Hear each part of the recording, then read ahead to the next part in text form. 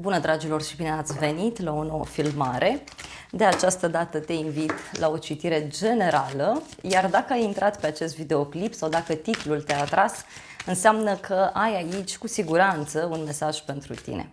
Vreau să văd ce urmează în viața ta în următoarele 24 de ore din momentul în care vezi această citire. Să vedem personal, profesional, financiar, dar și surpriza pentru tine.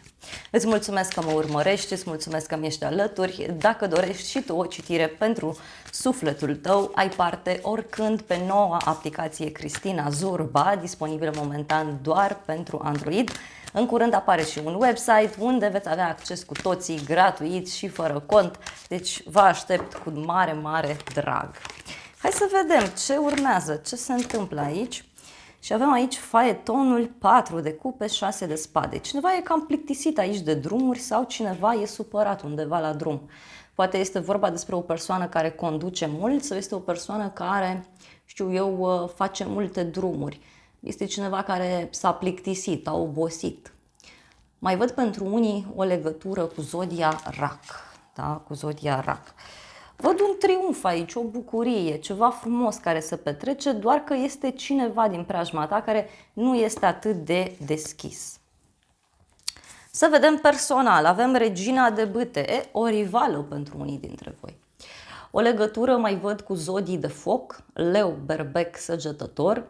Este aici o persoană care crede foarte mult în tine. Este aici o persoană care te respectă foarte mult. Văd o legătură cu cineva care mereu face glume, îi place să fie în centrul atenției, poate să fie o persoană cunoscută în viața ta, în general, sau pur și simplu tu treci printr-o astfel de perioadă în care vrei să te bucuri de viață, nu te interesează de nimeni și de absolut nimic. Da? Te încurajezi sau îi încurajezi pe ceilalți. Te văd foarte, foarte bine. Da?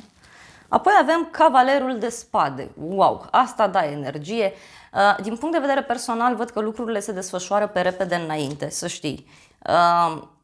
Fie este vorba despre o relație care arde foarte ușor, despre o relație care se duce foarte ușor, fie aici cu acest cavaler de spade poate să însemne și un mic mare scandal sau un mic mare conflict care poate să apară. Însă este clar aici că tu vei rămâne surprins de reacția unei persoane. Foarte curând asta, foarte, foarte curând. Hai să vedem regina de bâte. Dacă e vorba de o rivală, vezi aici că o să rămâi surprins. Ia uite. 8 de monede, justiția, o legătură cu zodia balanță. Da? Aici poate să fie cineva care lucrează cu tine sau poate să fie o persoană care este foarte atentă la detalii. Poate ai tu o foarte mare speranță privind o decizie pe care cineva urmează să o ia. Faci ceea ce îți place, faci din suflet tot.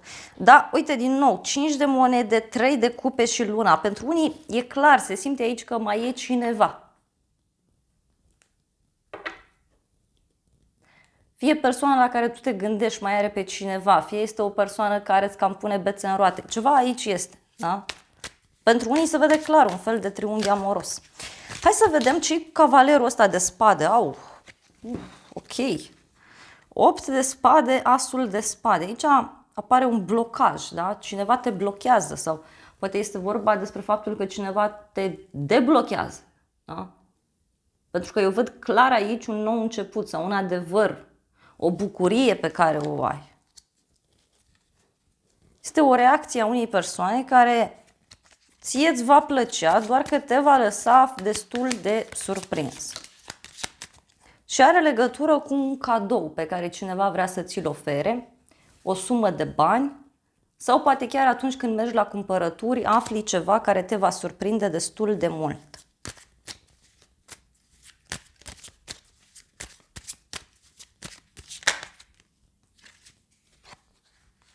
Asul de bâte, 10 de bâte. E un sfârșit aici, un nou început. O nouă flacără care se reaprinde într-o relație mai poate să fie. Profesional sau financiar, ia uite, 5 de spade. Cineva aici consideră că îi se face o nedreptate sau tu consideri că ți se face o nedreptate dintr-un anumit punct de vedere.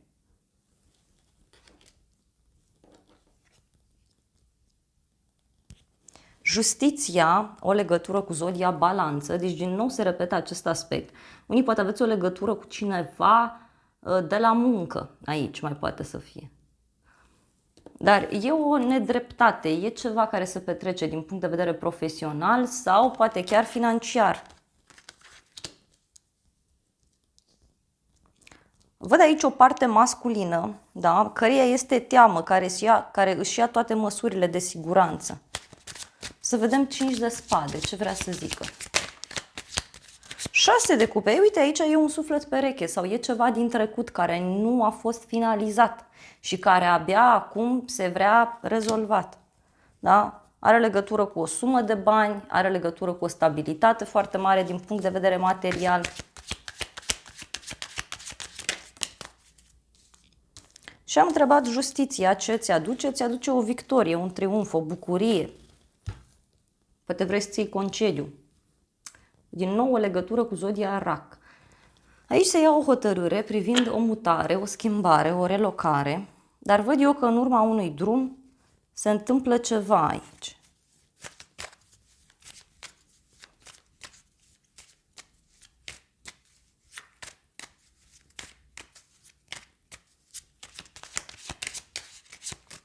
E ca și cum îți stabilești drumul, uite, turnul. Aici tu vei avea o surpriză mare privind un adevăr pe care îl vei afla sau o schimbare în conducerea locului de muncă sau ceva de genul ăsta.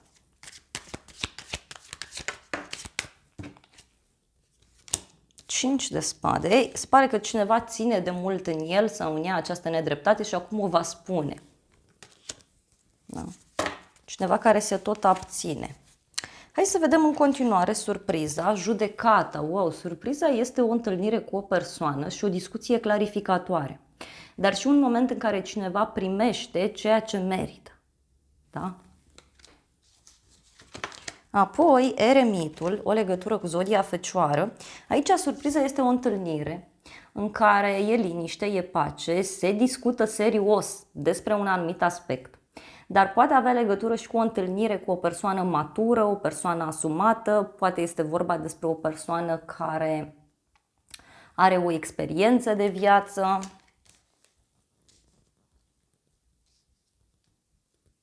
Este o discuție care maturizează o relație, mai poate să fie. Poate e ceva legat de o persoană care îi place să stea singur sau singură.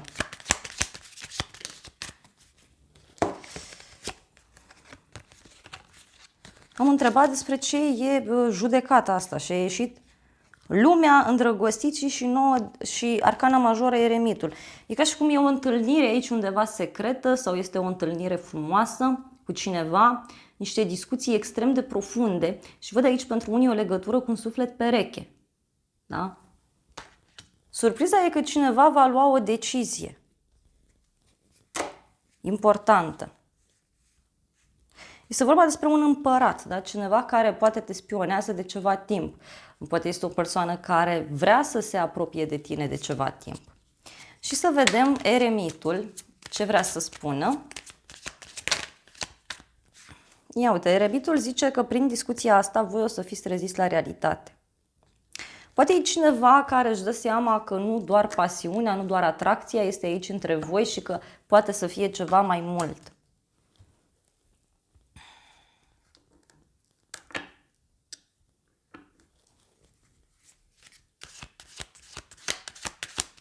Cineva îți recunoaște că se simte atras de tine, dar văd și o persoană tristă.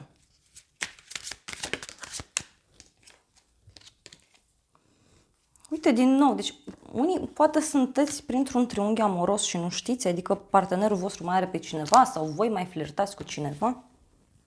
Foarte interesant. Hai să vedem tarotul meu, ce zice, cu surpriza asta, că e interesant ce e aici. E momentul adevărului, e o discuție clarificatoare, ia uite.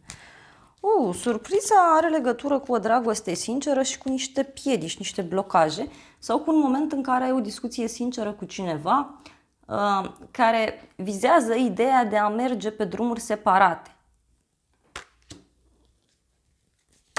Pentru că nu mai există.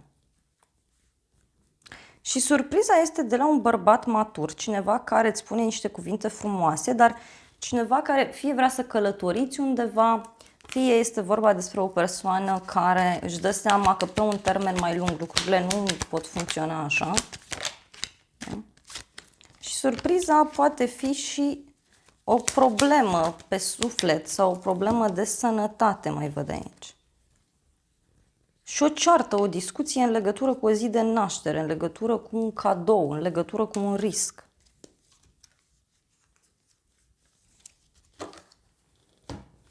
Hai să vedem îngerii ce zic. Ok.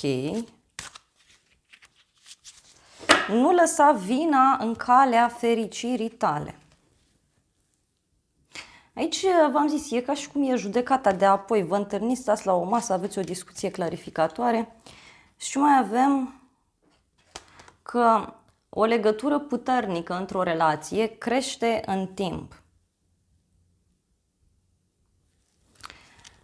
Provocări, sufletele adevărate care sunt într-o conexiune, întâmpină provocări pe care le pot depăși împreună. Deci aici e clar că e ca o provocare pe care reușești să o depășești împreună cu cineva.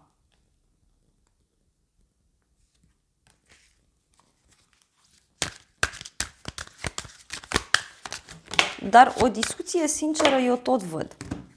Și tot văd. Da? E vorba de o relație frumoasă aici. Hai să vedem îngerii romantici ce zic. Sunt curioasă. Iubește-te pe tine în primul rând, că asta te poate ajuta mai mult. Și aici, uite, o să rămâi surprins de o nouă iubire sau de o împăcare poate să fie, da? Pentru că avem aici o logodnă sau faptul că o relație trece la un alt nivel. Și poate despre asta veți discuta aici și veți clarifica cumva lucrurile. Pentru cei singuri sunt șanse să apară cineva atunci când vă așteptați mai puțin. Da? Dragii mei, acestea au fost previziunile de această dată. Eu îți mulțumesc pentru atenție, te îmbrățișez cu drag, îți mulțumesc că mi-ai stat alături și dacă ai rezonat cu mesajele, te invit să apeși butonul de like, să-mi lași un comentariu, să distribui videoclipul, funcții gratuite pentru toți și astfel mă puteți ajuta. De asemenea, te invit cu drag și pe noua aplicație Cristina Zurba, pe care ai acces la previziuni personalizate, la previziuni pentru viitor, dar tot acolo ai, oricând ai tu nevoie de numărul norocos, culoarea norocoasă, citatul motivațional, dar și ora norocoasă. Te îmbrățișez cu drag, îți mulțumesc că mi-ai stat alături și să ne revedem cu bine și data viitoare. Eu îți doresc să ai parte de o zi sau de o seară cât mai frumoasă.